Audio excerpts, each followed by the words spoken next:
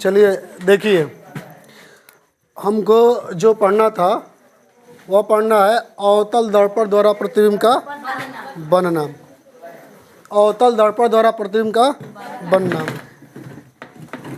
यही पढ़ना था ना। देखिए, जो प्रश्नावली चल रहा है चैप्टर, वह है प्रकाश का परावर्तन। ठीक है। और प्रकाश के परिवर्तन में जो हेडिंग है वह है अवतल दर्पण द्वारा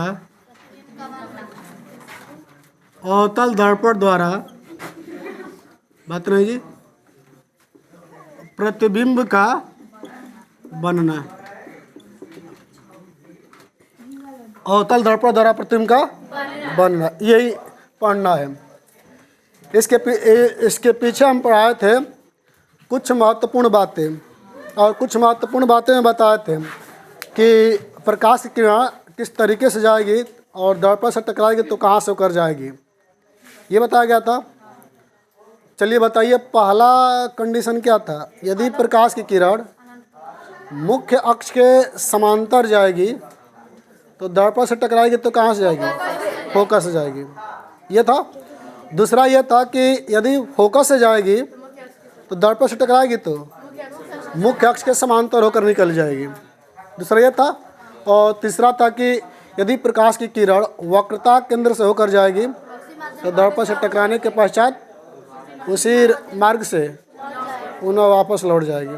और लास्ट था, यदि प्रकाश की किरण ध्रुव से होकर जाएगी तो जितने एंगल से आ रही है उतना ही एंगल से परिवर्तित हो जाएगी। समझा? ये था वो। और उन्हीं चारों पर ये चीज़ें हम लोग पढ़ेंगे। अवतल दर्पण द्वारा प्रतिबिंब का बनना, ठीक है। जो अवतल दर्पण द्वारा प्रतिबिंब का बनता है, अवतल दर्पण द्वारा जो प्रतिबिंब बनता है वह कितने बनते हैं? 6 बनते हैं।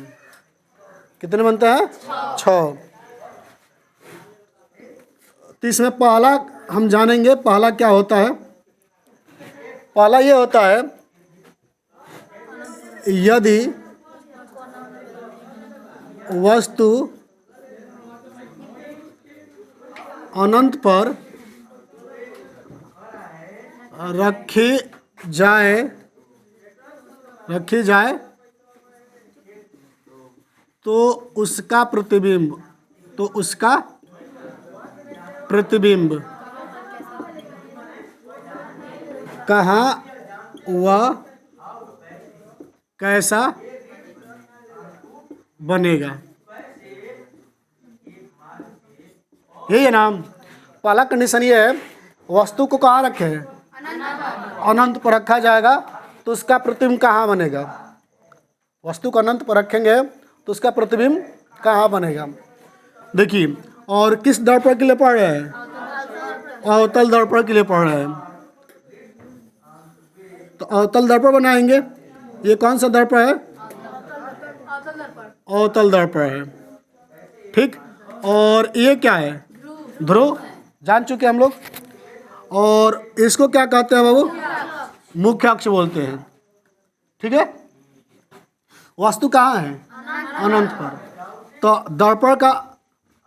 दर्पण ये है, अनंत पर रखना है तो अनंत इधर पड़ेगा, इस साइड में।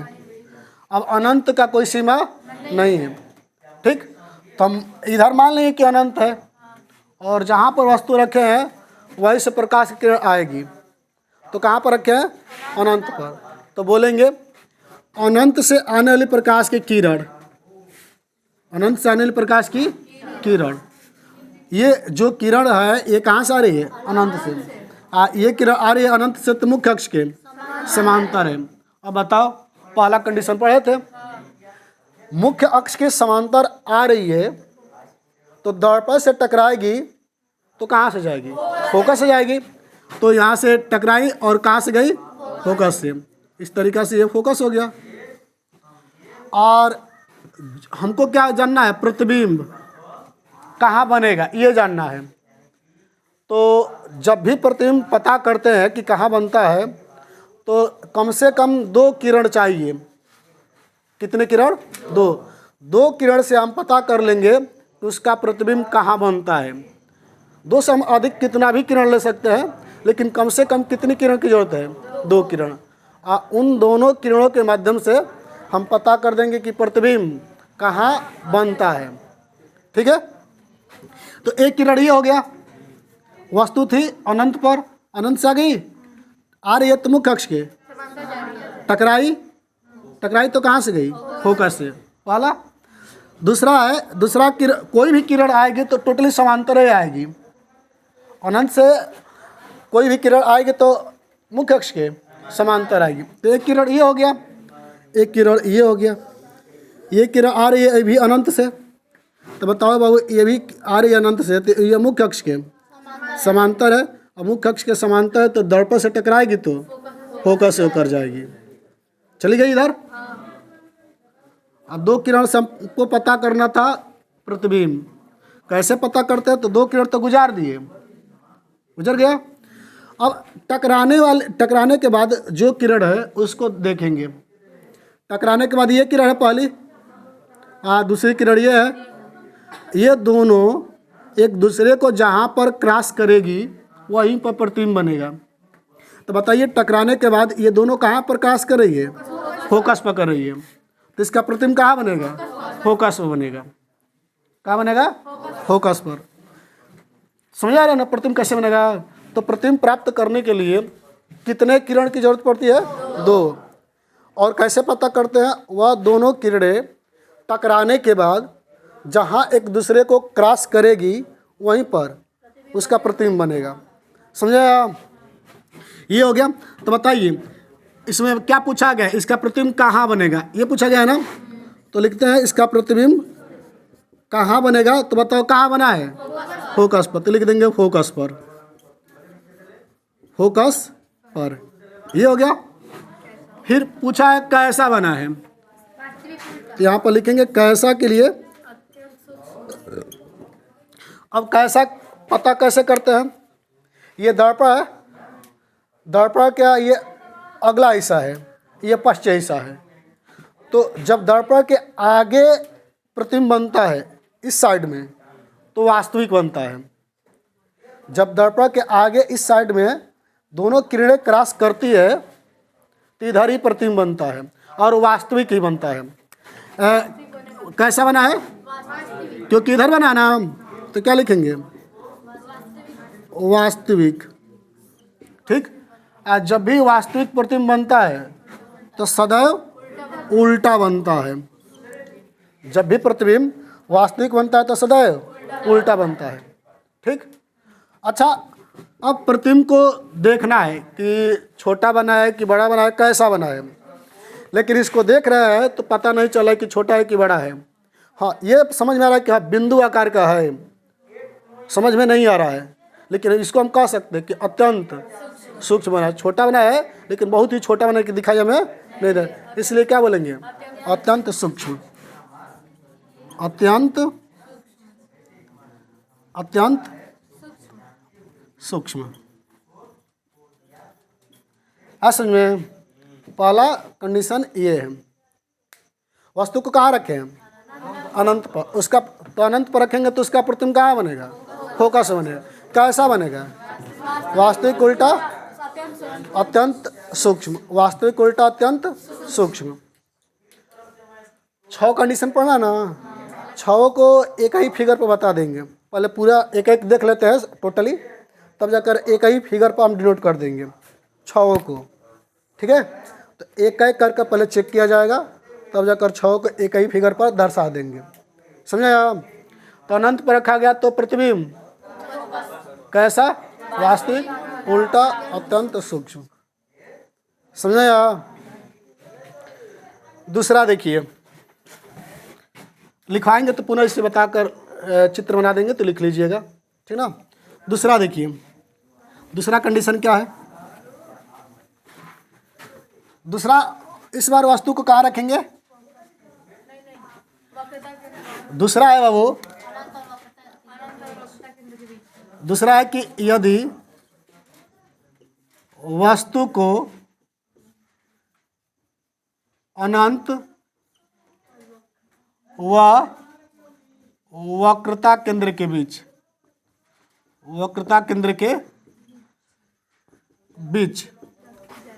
रखा जाए तो उसका प्रतिबिंब कहाँ और कैसा बनेगा। ये जो है यहाँ पर है, यदि वस्तु को अनंत व वक्रता केंद्र के बीच रखा जाए तो उसका प्रतिबिंब कहाँ और कैसा बनेगा। इस बार वस्तु को कहाँ रखे हैं, अनंत और वक्रता केंद्र के बीच। ये क्या है, अवतल दर्पण। ये क्या है, ध्रुव। ये हो गया मुख्य अक्ष हो गया, ठीक। और वस्तु कहाँ है, तो मान लेंगे कि बाबू आपका वक्रता केंद्र ये है, जिसे हमको जिसे सी से दर्शाते हैं। अनंत आपका इधर पड़ेगा, अनंत इधर पड़ेगा। ये वक्रता केंद्र हो गया, अनंत हो गया इधर, और इसी के बीच में वस्तु को रखना है। हम कहीं भी रख सकते हैं, इसके बीच में हम यहाँ पे भी रख सकते हैं, यहाँ पे भी रख सकते हैं, यहाँ पे हम कहीं रख सकते हैं, लेकिन सी पर अभी नहीं रखेंगे। इधर है अनंत, ये है सी, इसी के बीच में रखना है तो हम कहीं भी रख सकते हैं। इसके बीच में, इसके बीच, इसके अंदर कहीं रखेंगे तो उसका बीचे कहलाएगा, समझे। तो इसी के बीच में यहाँ पर वस्तु को हम रख दिए, और वस्तु को दिखाएंगे ए और बी से। इसका नाम दे देंगे, वस्तु क्या हो गया, ए और बी, ठीक। अब प्रकाश की किरण गुजारेंगे। यदि प्रकाश की किरण मुख्य अक्ष के समांतर जाएगी, देखो जहाँ पर वस्तु रखे हैं वहीं से प्रकाश की किरण जा रही है, तो प्रकाश की किरण इस तरीके से जाएगी तो मुख्य अक्ष के समांतर है, टकराएगी तो कहाँ जाएगी, फोकस से। ये हो गया आपका फोकस, चली गई। टकराने के बाद ये हो गई पहली किरण। आप प्रतिबिंब प्राप्त करने के लिए कितने किरण चाहिए, कम से कम 2 चाहिए, तो एक किरण तो हो गया। अब दूसरी किरण को हमको कहाँ से गुजार सकते हैं, ये देखना है। देखिए बाबू, दूसरी किरण को कहाँ से हम गुजार सकते हैं। एक तो समांतर तो चली गई, पहला तो हो गया। अब दूसरा है कि हम वक्रता केंद्र से भी गुजार सकते हैं, क्योंकि कंडीशन में था वह, कुछ महत्वपूर्ण बातें में था ना। हम यदि प्रकाश की किरण कहाँ से गुजारे, वक्रता केंद्र से, तो टकराएगी तो इसी रास्ते एक तो ये हो जाएगा। दूसरा है कि प्रकाश की किरण कहाँ से गुजार सकते हैं, फोकस से, टकराएगी तो मुख्य अक्ष के समांतर, 2 हो गया। तीसरा यह है कि यदि प्रकाश की किरण को हम ध्रुव से गुजारेंगे तो जितने एंगल पर आएगी उतने एंगल से, तो हम प्रकाश 3 हो गया ना। अब इसके सिवा हम कहीं से नहीं गुजार सकते हैं इसमें। बताइए कोई कंडीशन है तो, इन तीनों को छोड़कर बाकी दिमाग में आ रहा है कि हम प्रकाश की किरणों को यहाँ ऐसे गुजार सकते हैं, तो बताइए इन तीनों को छोड़कर। ऐसा है, ये नहीं है। अब कोई कंडीशन है नहीं है, बताइए। या हम ये तो समांतर गुजार चुके हैं, ये तो लागू होगा नहीं। अब कहाँ से, सी से, ये हम बता चुके हैं। एफ से, ये भी इसको इस पर भी लागू नहीं करेंगे। और ध्रुव, ये भी नहीं। इन तीनों को छोड़कर अब ऐसा कोई कंडीशन नहीं है जिससे हम प्रकाश की किरण को गुजार सके। इन्हीं तीनों से गुजारना पड़ेगा, या तो सी से गुजारेंगे, नहीं तो एफ से गुजारेंगे, नहीं तो ध्रुव से गुजारेंगे। हम कहीं से भी गुजारेंगे तो प्रतिबिंब वहीं पर बनेगा जहाँ पर पहली बार किरण कटेगी, समझे आप। तो देखिए आसान इसमें यही है, यदि प्रकाश की किरण वक्रता केंद्र से गुजारेंगे सी से, तो दर्पण से टकराएगी तो इसी रास्ते वापस लौट जाएगी। तो टकराने के बाद वाली दूसरी किरण ये हो जाएगी, क्योंकि टकरा रही है और टकरा कर वापस जा रही है। तो टकराने के बाद ये है ना, और टकराने के बाद ये है।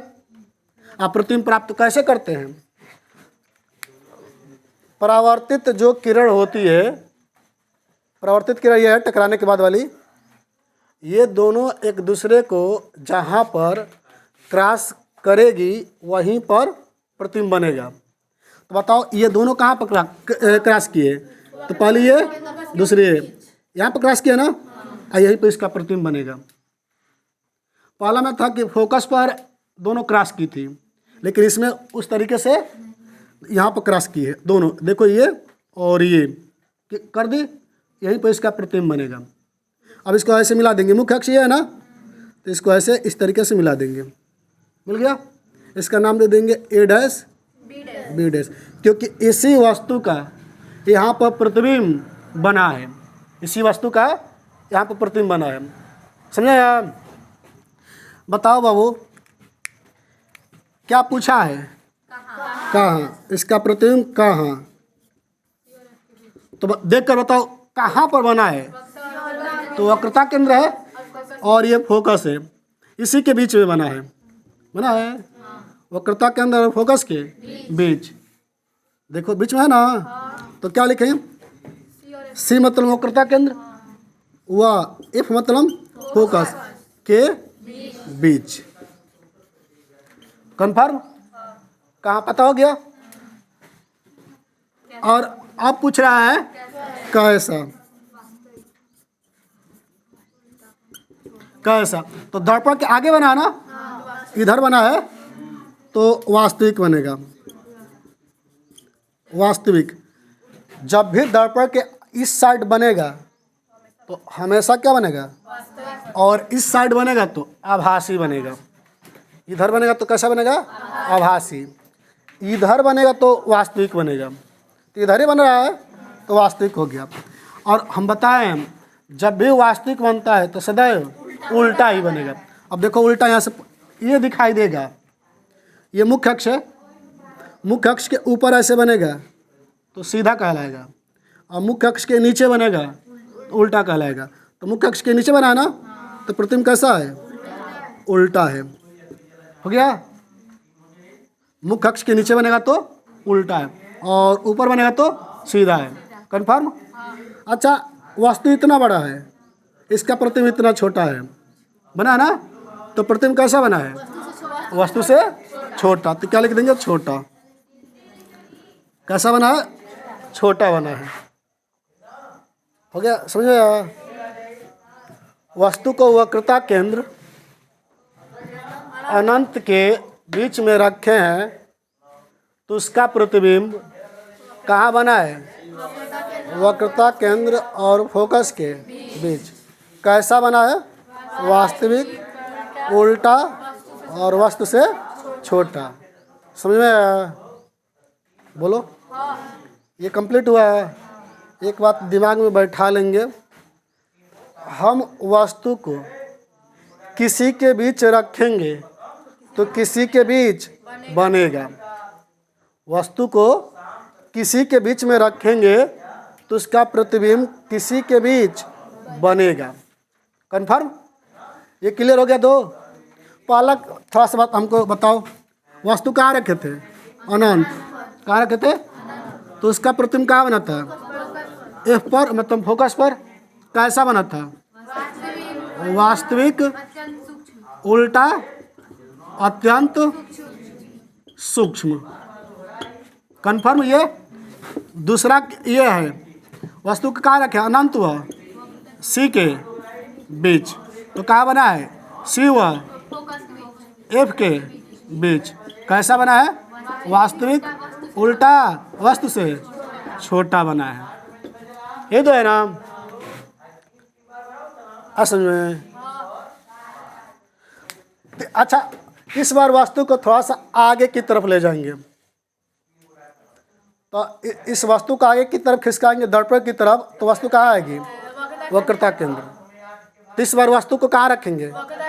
तो तीसरा कंडीशन ये है, वस्तु को कहाँ रखेंगे? वक्रता केंद्र पर। तो वक्रता केंद्र पर रखते हैं। तीसरा, यदि वस्तु को वक्रता केंद्र पर रखा जाए तो उसका प्रतिबिंब कहाँ और कैसा बना? कैसे हो? यदि वस्तु को वक्रता केंद्र